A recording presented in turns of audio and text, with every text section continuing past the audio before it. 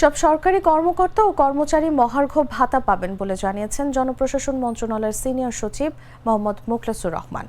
আজ রবিবার মহার্ঘ ভাতা ও বঞ্চনা নিরসন কমিটির প্রতিবেদন নিয়ে এক সংবাদ সম্মেলনে সিনিয়র সচিব কথা জানান।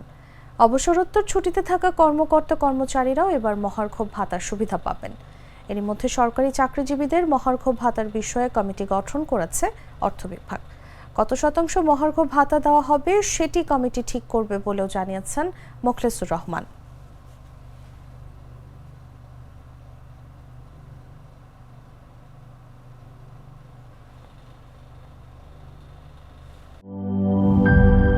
লাল সবুজের দেশে নতুন রঙের বেশে ঘরে বাহিরে সাজানো বলকে রেইনবো রেইনবো রেইনবো পেইন্টস রে সাশ্রয়ী দামে দেয়াল রাঙায় রেইনবো সবার রং সবার ঘরে ঘরে Rainbow Paints, the color of joy.